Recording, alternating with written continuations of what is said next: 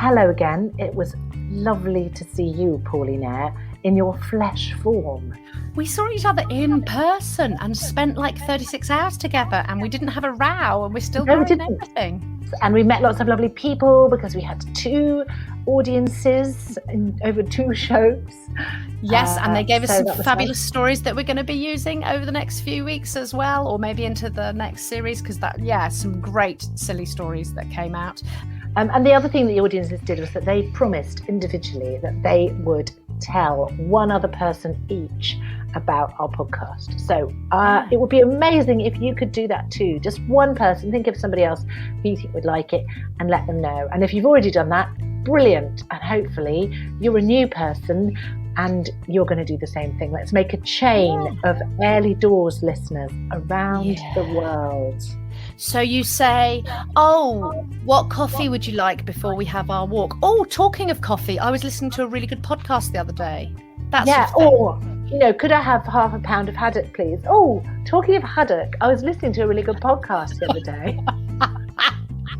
That's definitely it. Oh, thank you so much for my vaccine. By the way, I was listening to a really good podcast the other day. Could you please pick up your dog poo? By the way, I was listening to a really good podcast. Yes! I shall be taking this to my MP, who, by the way, listens to a really good podcast. Yeah, all of those are perfectly natural ways to squeeze it into the conversation. So please, can you do that? And then when you've squeezed it into the conversation, you go home and you WhatsApp them a link. Yes, exactly. Even if it's your fishmonger, especially if it's your fishmonger. So, talking of fishmongers and MPs... You're so Bristol. I couldn't afford a fishmonger in London. Nobody's mugging fish round there, London, are they? Talking of haddock and MPs, this week's episode became weirdly topical. When Matt Haddock was mentioned. Matt Hancock was mentioned. And I'm not saying any more about that because it took me a long time to get my face out of that expression when I first heard it. Yeah. That is not a joyful gag. But we recorded this episode on the 28th of April, so we didn't manage to make any of those kind of topical references. But we're releasing it this week because Heidi Regan, about whom this episode features, she is releasing, shush now, her show. I actually wasn't talking for once. Talking to myself. Her new show is called No Worries. It starts on Wednesday, the 30th of June, 11 p.m. on Radio 4, and it's supposed to be absolutely cracking. Of course it will be. It's Heidi Regan. So listen to that, dear listener, after you've listened to Early Doors with Heidi Regan. Get off my land. But first,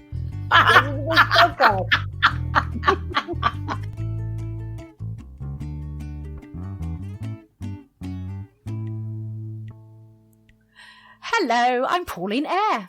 And I'm Louise Lee. And this is Early Doors. We are... opening doors to other dimensions.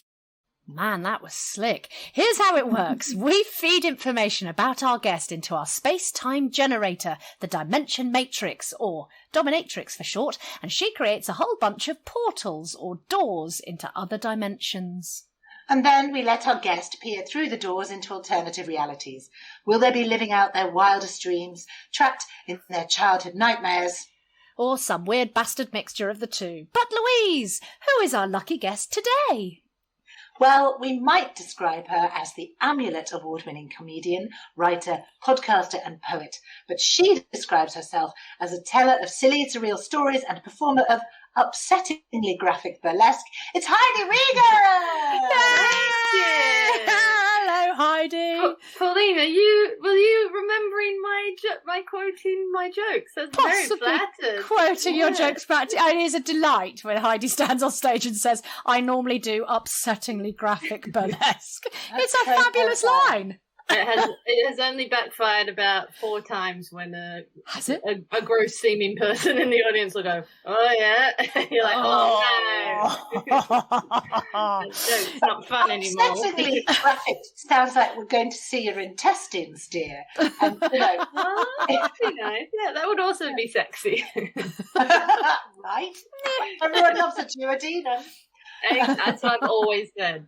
So I'm glad finally I'm on a podcast that agrees. That's excellent. Nice. You should never put too many colons into your writing. Nice. Lovely. Lovely. Thank you. I seem to be starting every episode at the moment with a terrible pun or joke. I think it's hard for puns to come naturally. So if that's coming naturally too, then you should. That's a good thing. It's not hard at everybody, sadly. Some of it's upsettingly graphically easy. Or a curse. So, Heidi, everything that comes out of the dominatrix, or at least loads of the things that come out of the dominatrix, are made from the ingredients of your own life. Nice.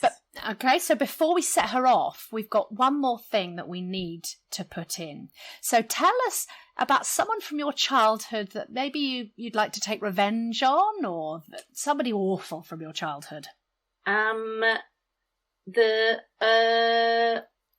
don't have any.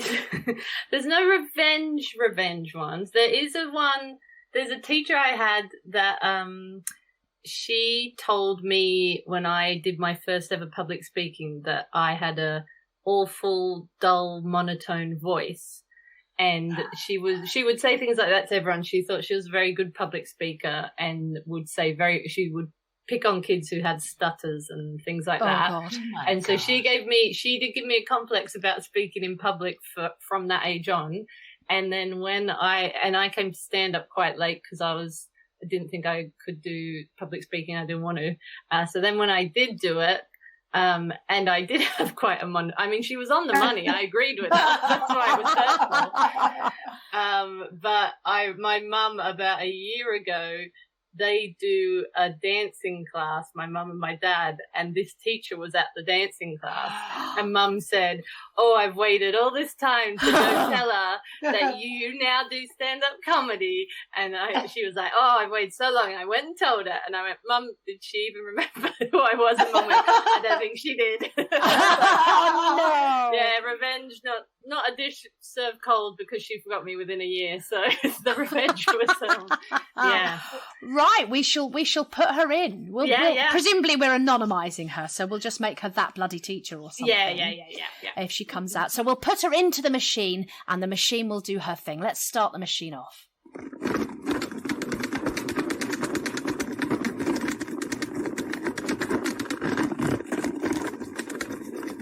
Isn't that a salad spinner?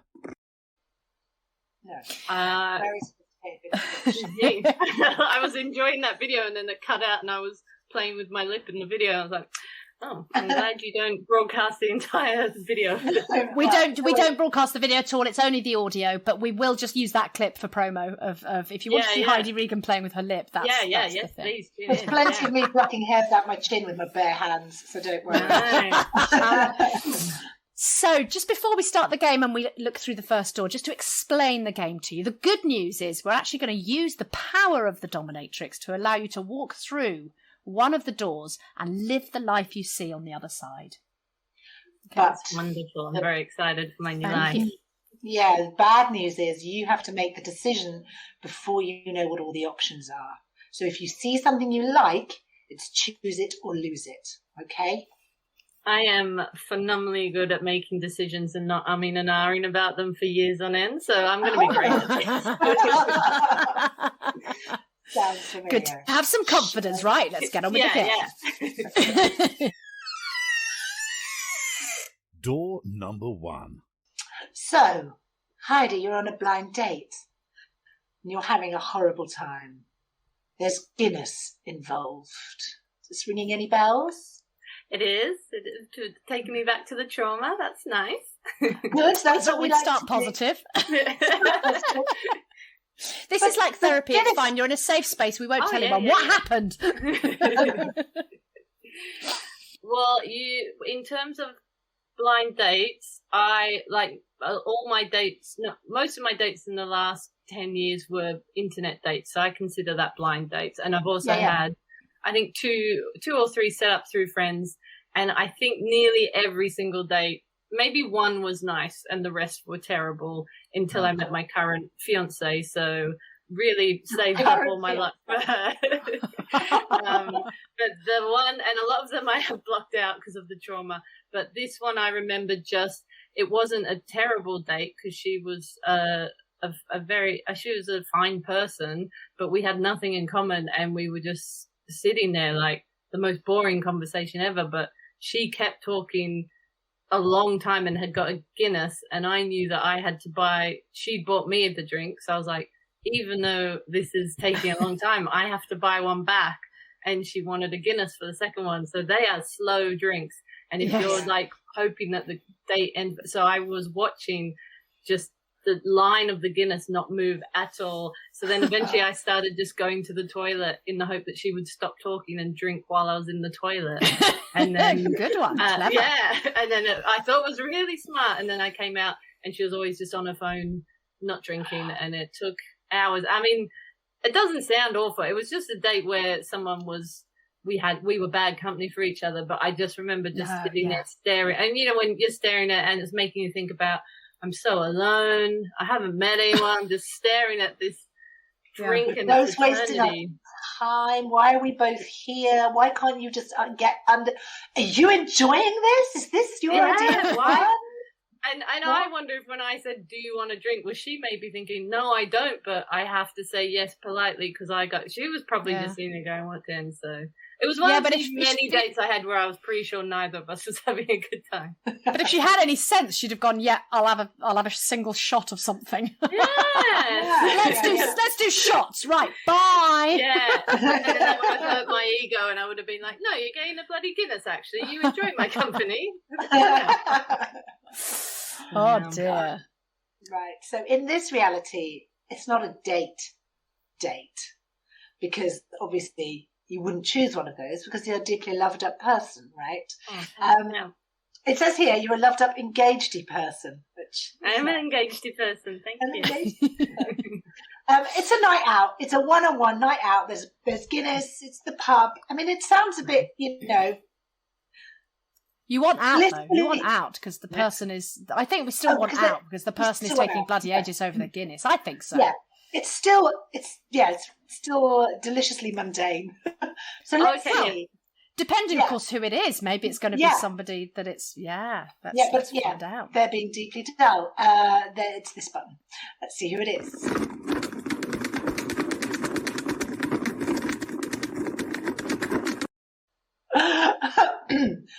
It's just got so much better. It's your missus's ultimate boss, Mr. Hat Hancock. And you are stuck with him drinking Guinness. Ew. He's quite the one not for long when I smash it and glass. Mind you only have to meet him in the pub for half an hour. You've probably got a £1 million PPE contract by the end of the evening. That's even true. If it went badly. Yeah. Or maybe what happens to people who drink? I could get him very drunk and then record him secretly admitting to all the PPE contracts, and then I'd be a national hero. Or get him drunk enough to start funding things properly. Yeah. You never know what you do when you're wasted. Or get enough to blackmail him. Who knows? Whatever it takes. Well, so would you like to choose the door? So that's my imagine if I went for that one straight away. Yes, I would love to spend. Yeah, do remember there are 7 more, so don't shoot your load too early. It's pretty tempting to live. Is this so these realities, is this the rest of your life, or is it just this is a thing? It's the point in your life, I think, from which, so like if you pulled out of a hat someone you absolutely adored and wanted to spend the rest of your life with, it's not you could go, I think I will let's make this a perpetual dimension. Oh yeah! Well, this is worth it because over time. That's nice. Yeah. This is worth it because this is someone who could mean that rest of my life is wonderful. Yeah. Well, I'm gonna not go for that with Matt Hancock. Yeah, I think that was a lovely. She wasn't wrong about the decision making, was she? No. Okay, I hope it's not all as tough as that one, though. That was Let's close it. Okay. Excellent. I wonder if they'll all be as straightforward. Let's go for the next one. Door number 2. So, in this dimension, you're swimming in the ocean with your sister when you're both attacked by a great white shark. Your sister is killed, but you escape. Only a sexy marine doctor can capture the shark and bring you the revenge you seek for the loss of your sister. Hang on. This sounds familiar. Is this familiar? Did this happen to you, Heidi? This is Australian. It very much might have done. This is why I won't go. Well, actually, when my fiance came with me to Australia 2 years ago, she was scared of sharks the whole trip. And I kept saying for 3 weeks, I've lived here, I was here for years and I never had a shark come near me, like, don't be silly. And then on the very last day there, she did a surfing lesson with my friend and they were taken to a apparently shark-riddled beach that just near my parents' house.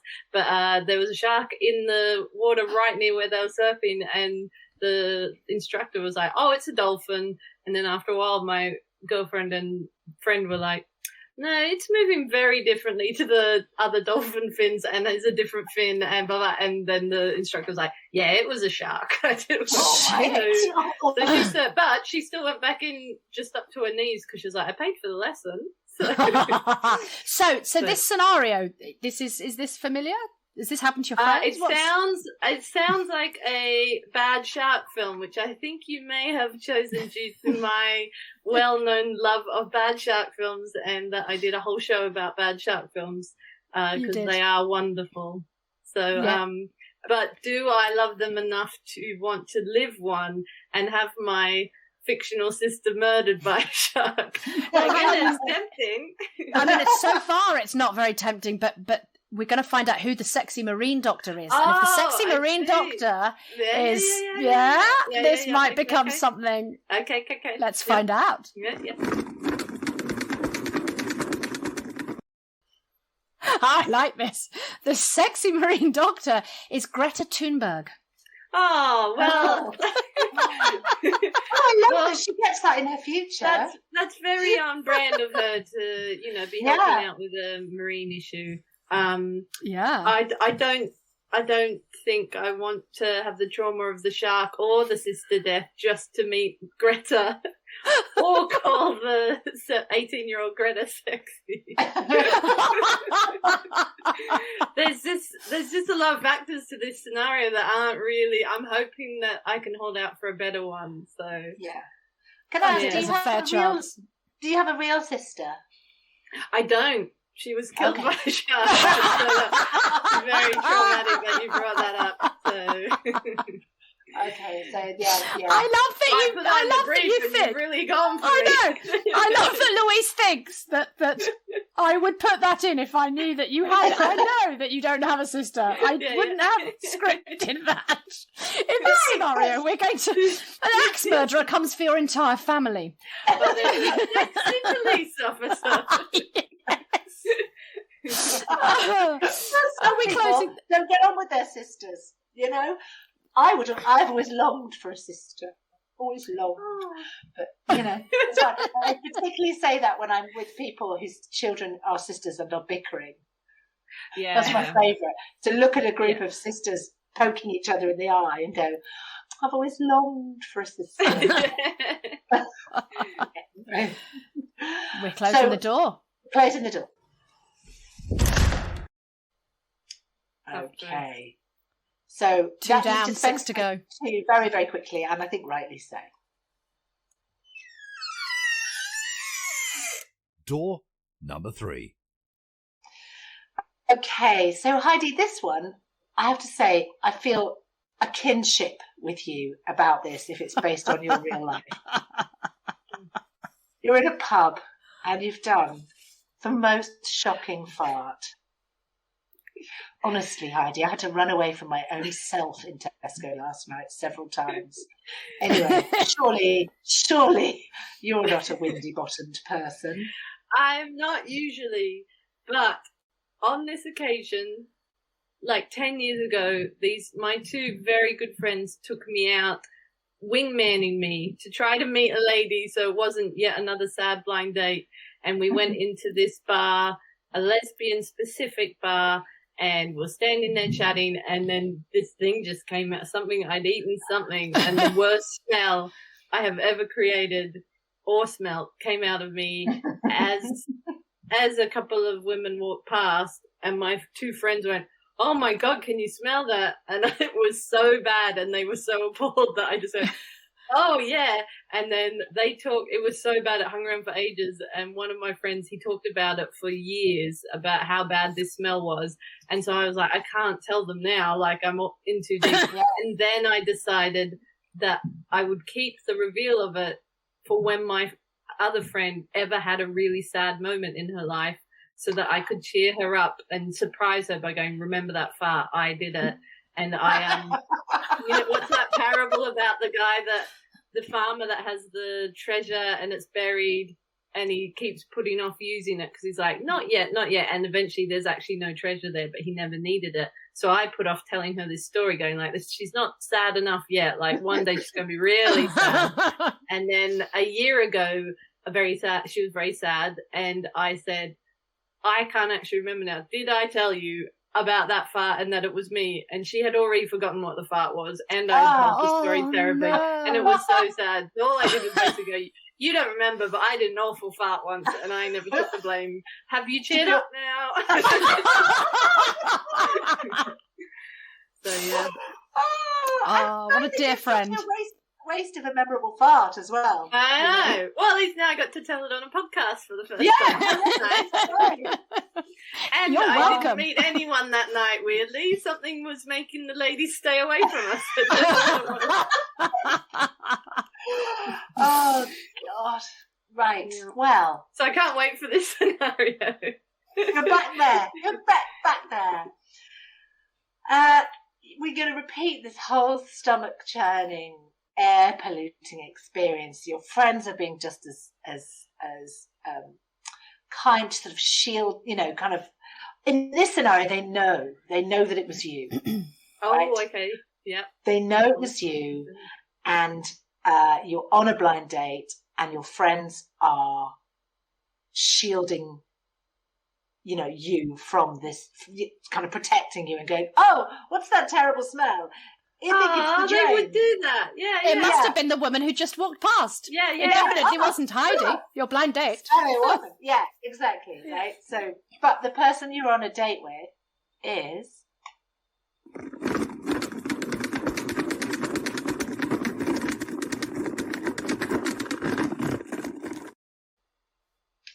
Oh, it's your namesake, Heidi, the little girl in the book by Joanna Spirey.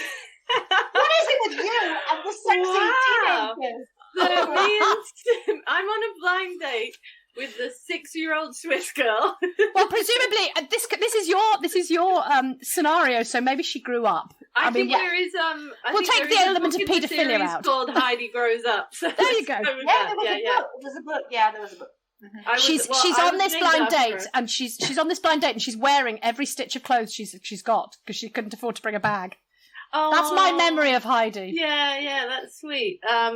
Well, my memory of her from the books is that I don't think she's got much chat. It's all about goats and cheese. And the fucking trees. And the bloody trees. Wanging on about the wind in the trees. The wind in the trees and the beautiful Alps view. I was named after her because my mum loved that story. I think it's a lovely story. I'm holding out for a better scenario than standing in my own fart talking to a grown-up kids book character. Come on, while my friends look at me with sadness. Something I know that, you know, we've had a tough year, but I'm going to dream bigger than that. I think there's more out there for me. Could you also, though, be impressed that I remember your set from 6 years ago? Because it was my first ever gig. Oh my God. You were doing a bit about Heidi and being named after Heidi in the book. That is so impressive because I also only did that bit like 2 or 3 times because I couldn't get it to work. So you've remembered. I'm pretty sure you did it on June the 15th, 2015. Oh, that would have been almost one of my very first gigs. Probably it was like my gig first. number 3 or 4. That's crazy. Well, I'm And so glad look to at you remember now. it that way now. I'll think of it as me doing a big fart on stage now. That's kind of how the joke went as well. It was like a big old fart on stage. and your friends were like, "Oh, Oh well, the friend that was with me in that lesbian bar, she was at my first 2 gigs, so she So she was would have been probably the there bringer, for that yeah. joke. Oh, There that's you go. beautiful. all these And it's dimensions her together." birthday today. This Is it her birthday amazing. today? Yeah. Oh, All the she must. birthday. When this goes out, she must listen and subscribe and give us 5 stars. Just Yeah. she must. We'd Yes, love her Vegan. to. Oh, that vegan. Yeah. She would love that. So, Heidi, I Is it feel a no? sad. Oh, it's going to be a no. I'm very sorry to Heidi. That's a shame because we could have said Heidi, hi. It's probably for the best we do. Did you get? Oh, can I just ask? I'm sorry, I know we've shut the door, but did you get the series, the Czech Heidi series where they had badly dubbed Heidi? Oh no, I thought you were doing a Heidi High joke. Oh yeah, Heidi. Yeah, she was No, trying you to. were- Yeah. She Okay, was yeah. trying to, but she was just failing. Let's not talk about it. Yeah, so, Yeah. Some people can do a pun. Some people, Yeah. it's just not as. Should we try another door? Door number 4. So, Heidi Regan, you're working as a receptionist for a TV company in Soho. Every day, you run into the same super cute person that you know because they're your friend's partner. And it's become such a thing that you keep at lunchtime or before work just running into it's become such a thing that your friend has started calling you homewrecker. Does this ring any bells? Wow. I did enjoy writing this. I can't believe you would ambush me like that. I was sitting here going, oh, I'm so impressed that Pauline remembers that I was a receptionist in Soho. No, I also remember that my husband worked round the corner. Yeah. And Yeah. I ran into him several times. And if you ask him who and- his favourite comedian is, it's never me. And apparently he says me occasionally, and then Pauline accuses me of being a homewrecker on social media. And I have much to take fun. a lot of questions from the press. A lot of questions from the press when I think you were still an open micer, but there you go. But yes, it's Yeah. Hey, the press are interested in open micers. I'm very scared about what this scenario is going to be and what kind of homewrecker I'm going to be. It's nice and simple. It's nice and simple. The super cute person that you keep running into is.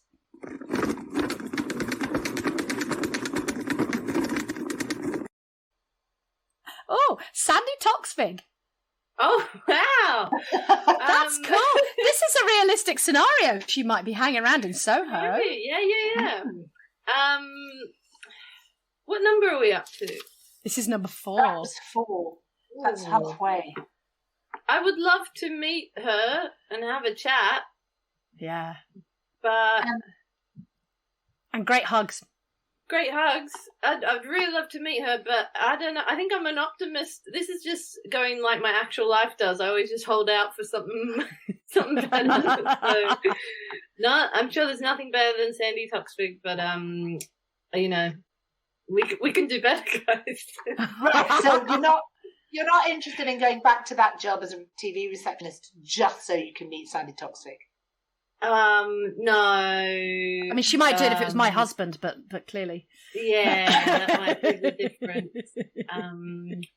I'm gonna say no, because I just keep thinking there's gonna be a scenario that's got 5 different things I want in it. And so far, returning to my receptionist job to have coffee with a celebrity that I haven't. You might don't meet know in the course really. of work. That's the thing. Yeah. You're in that, place in your trajectory as it is. You'd be fab on QI. You would be fab. Oh, well, let's send her a clip of you saying I'd be fab on it, not the clip where I turned down the scenario of hanging out with her. I would love to hang out with her. I just really want to win this game, and I think there's a better one coming for me, personally. I do like it when Okay. someone's invested in the game. Excellent. Okay, Slam the door. great. Okay, wow. So you have just passed the halfway mark. 4 more scenarios left. Fingers crossed. Better ones for you, mate. Door number 5. Okay, you're a child again. The other girls in the playground invite you to do a skipping game with them. Oh, mate. Oh, this is not going to be a good scenario by the sounds of it. Oh god, where's Sandi? Oh, I love it when they've got regret. Yeah. What's wrong with skipping? It's a horrible game forced on little girls who don't know how to do it because they're little tomboys, and then they feel shame. Basically, when I was little, I only played with the boys until I was 11, and I suddenly decided that I had to go make friends with girls as well. And so I literally just went and started playing with the girls in the playground, and it was going okay. And then they all got into skipping with the big rope.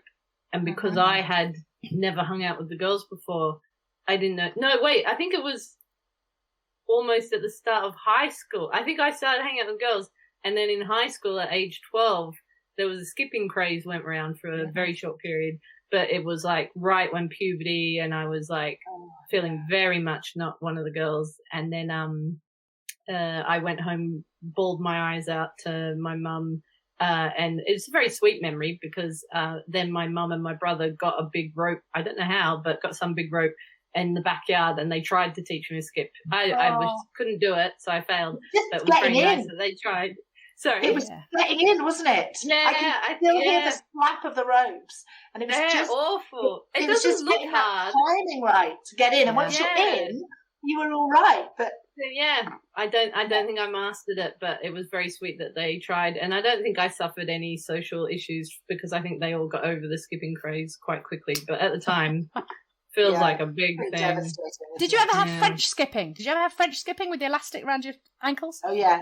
Yeah. Oh yeah, they did. I didn't go near that. Yeah, in, out, on, out, twist, ping. Yeah. Oh my we goodness. had England, Scotland, Ireland, Wales, inside, outside, inside, on. You know, to jump on. One, two, yeah. I remember someone doing it with the elastics around her neck. Yes. And then people around their necks and people jumping on it. I can still do it. We didn't call it French skipping. We called it elastics, I think. Elastics, we called it, yeah. Because you didn't have France, because you didn't have France because you were in Australia, so they don't have France. Yeah. We didn't know what it was. Never heard of it. We did when I was like in final year of primary school. Malcolm McLaren brought out double dutch, so that became the thing, and I was just like, please stop. I have size 9 feet, no. Yeah. I was little Miss Sporty Bitch. I loved all that. Yeah. What are you doing here with the weirdos and performers? Anyway, so in this dimension, you've got a saviour in the playground. Someone really kindly comes to help you to learn how to do the skipping and tells you exactly when to run in and do the jump. Okay. So let's see who it is.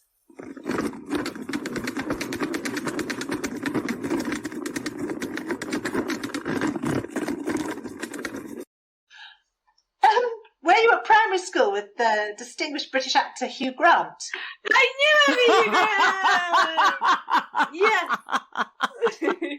I've been waiting. That's the one I've been holding out for. I mean, this is a dream scenario because it means I get to hang out. I adore him, and I moved to England thinking that he was representative of what most English people were like. And I pretty much fancied him as well. And I just think he's so funny and so charming and so cool. And he attacks the Tories on Twitter all the time. And I just want to meet him. And now I can hang out with him as a child. So it won't be like I'm cheating mentally on my fiance because we're just, he's helping me learn to skip. There's no funny business. And, that's a dream scenario. I'm going to hang out with Hugh Grant. How old is he in the scenario? How old do you want? I'd like him to be like 2 years What? older than me, so I'm like, I look up to him, but it's not creepy that he's hanging like out so with he's me. like a sort of 14-year-old or something. Yeah, sexy. With floppy hair. Oh, When you're 12, your sexy Oh, 14-year-old has to yeah. have floppy hair, and he would have had the floppy hair. Yeah, So, like- and it means we're friends before he's famous, so he Yes. won't feel, celebrity damaged, whatever that is. And we'll be friends for life. Yes, Oh. exactly. Yeah. Oh my God, yeah. And he's sort of just a pre-Morris, really. When Pre- have you seen Morris? Oh, that's Oh, yes, the film. Yeah, I mean, he's. Oh, he's is that pretty the much- film he where he's did? gay? Yeah. Yeah.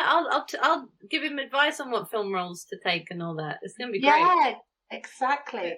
Okay, so you're going to walk through that door. You're going to hang out with of course. Yeah. If Heidi's telling him what roles to take, he will have had quite a different career in Well, you know, B movies with sharks. In them. Yeah. he started at the in the sketch group at the Edinburgh Fringe, so I could go to the Edinburgh Fringe with him. Oh, what a great life we're going to have as friends. Amazing. As friends, yeah. Oh, yeah. Excellent. So you're taking it. Yeah, no regrets. Door number 5 is your door. She's accepting it. How exciting! Yes. Congratulations Thank on you. your new I BFF. didn't think we'd beat standing in a fart-riddled bar with Greta Thunburg, but we did. But maybe there was better still to come. Yeah. Maybe So there was. that's happy. Shall we find out? Yeah. Door number 6. So, in this door, through this door is an escape room. It's a brilliant experience. You and your team have worked out all the clues and you're sure you must be the winner. And you leave through the final door, and there, already in first position, because their team has beaten you by just a few seconds, is...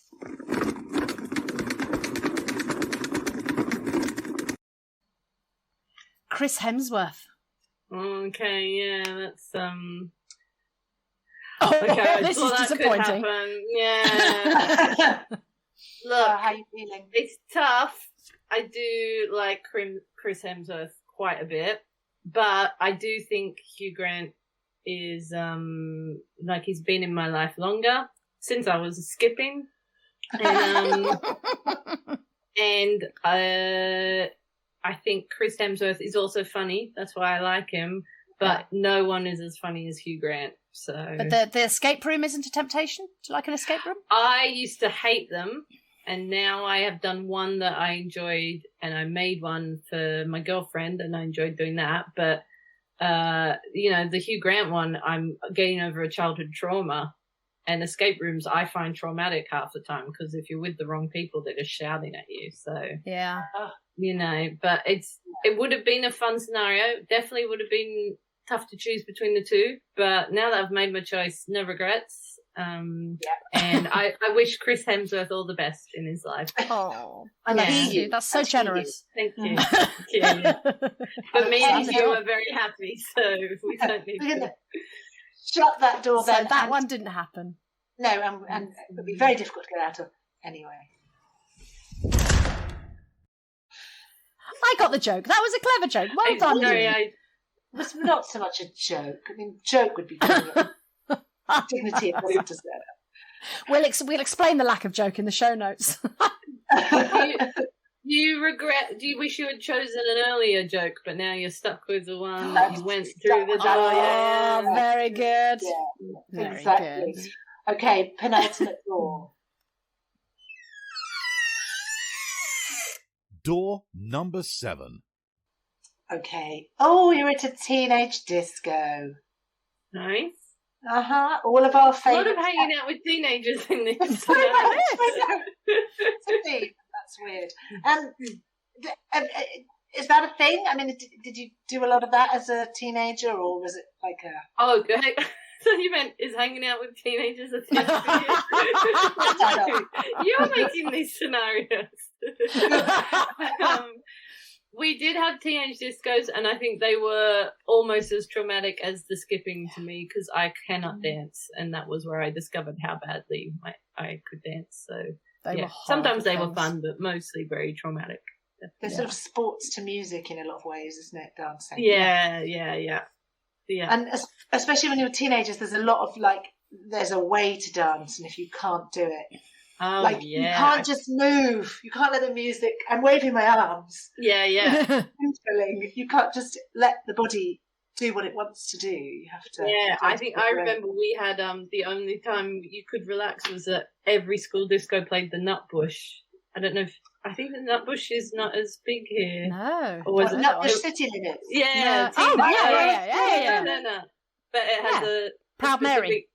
Dance. Oh, that's not Proud Mary. Nutbush City Limits is Nutbush City Limits. The Proud Mary is something else. I was thinking of the dance for Proud Mary. Oh yeah, no, Ignore me. I don't. We all did the dance to it, which was it was like the Macarena kind of, but we did it at every school disco. So when you knew those moves, then it was less stressful. Yeah, actually, something's happened. Something's happened to us this year that I've for the first time been invited to my friend's daughter's wedding. That's a big significant moment, isn't it? I am definitely stepping into that world where I'm now friend of the bride's mother and being invited. And you just said that, Louise, about, going to the disco and you can't just throw your arms around. It's like, you can when you're the friend of the bride's mother. Yeah. Now I can be a twat and it will be total impunity. I'll just wreck her day. Excellent. People like that. They want that someone doing that, getting the dance floor started at the wedding. Yeah, roll on November. No, yeah, roll on November with no pandemic, and I'm getting on that floor. Anyway, so you're in the disco. So they put on "We Belong Together" by Mariah Carey. I don't know. Is that like a slowie? Is that a slowie? Yeah. As we used to say. Yeah, it's a romantic one. And someone asks you to dance. It's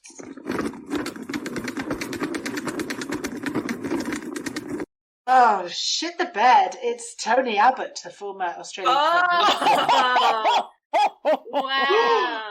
Oh, and you could have had this, but it's Matt too late. Hancock. Yeah. Wow, I was feeling confident because I was like, they've already done Hugh Grant and Chris Hemsworth.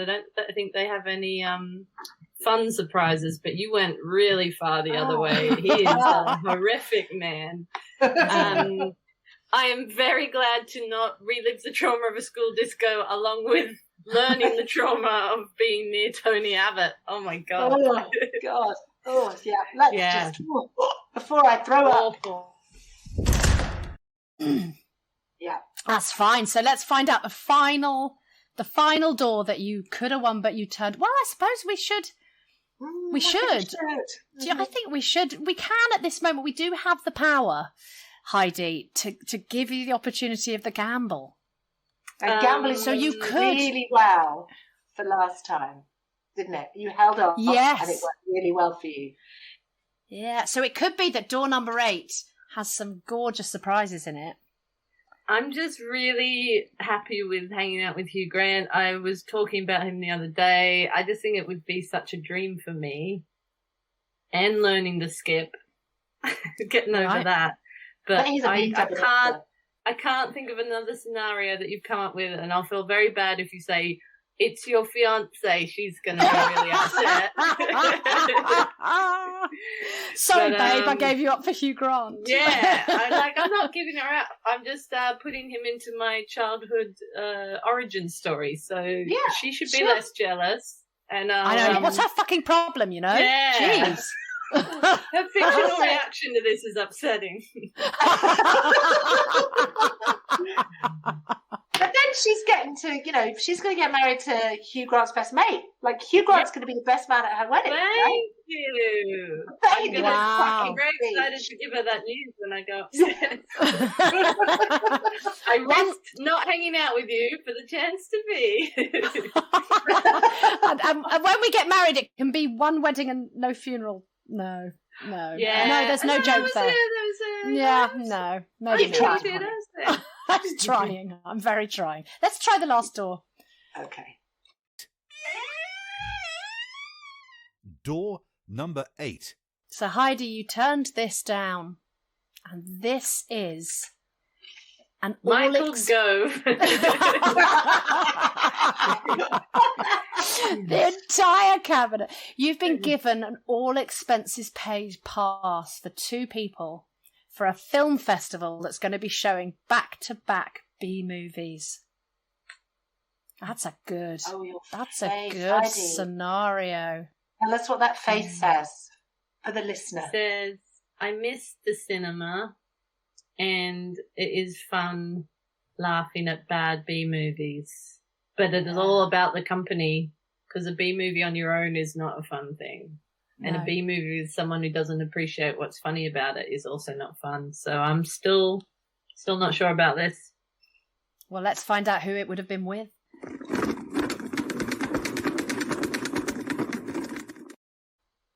It's fine. It's the shitty teacher who gave you the complex. You wouldn't want to spend that time with her. Imagine if I'd given up Hugh Grant to go watch a movie marathon with someone who doesn't remember traumatising me. You could have sat quietly in the dark with her going, I think this film's really good. You can't tell, but I'm having a wonderful time.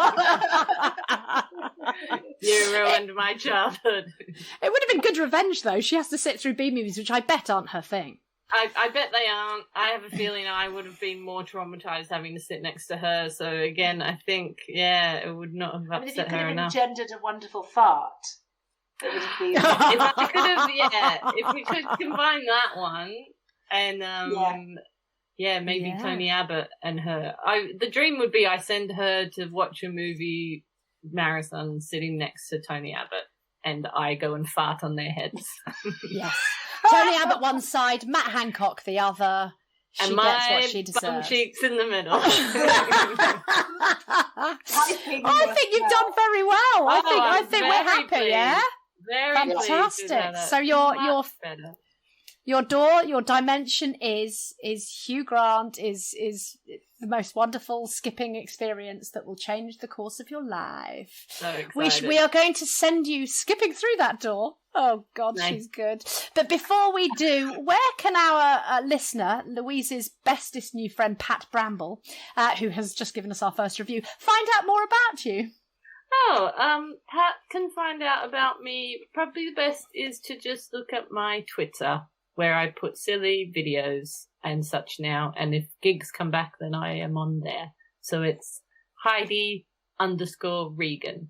Heidi spelt like the one of the mountains who grew up into a fine young woman. And Regan spelt as in Brian Regan. Yeah, spelled as in, which is my dad, yeah. Yeah, I thought you were talking about Brian Regan, the comedian, who is... Oh, I didn't know there was a comedian called Brian. I only knew your dad was cool. Yeah. I tell Dad that he's more famous than the famous He Brian is to Regan. me. Yeah. Was it the other Brian Regan who came to see my show? I don't think so. Exactly, yeah. I mean, was it? Jeez. Yeah, I should have told you. Regan, Regan. Fantastic. Have a lovely life with your fabulous fiance, your gorgeous best friend, and the most wonderful guest at your wedding with his skipping rope in hand. Amazing skipping skills. Oh man, well, that's going to be our first dance at the wedding. Brilliant. Bye-bye, Heidi. Thank you so much. Well, that's that then, eh? Brilliant. Really fun. And if you have enjoyed that, do follow us on the socials at EYRELEIGH on Twitter, Early Doors on Instagram, and we are on Facebook as well. Thank you for listening to our podcast. If you've enjoyed it, please hit subscribe. And if you want to email us any scenarios to put our guests in, you can do that at earlydoors@gmail.com. We can take those embarrassing incidents and adventures that you've had in your life and turn them into alternative realities for our guests. Right, I'm off to meet my children when they were little and thought I was right about everything. That's through this door here, or indeed everything. And I'm off through this door to help David Bowie give up smoking in 1972.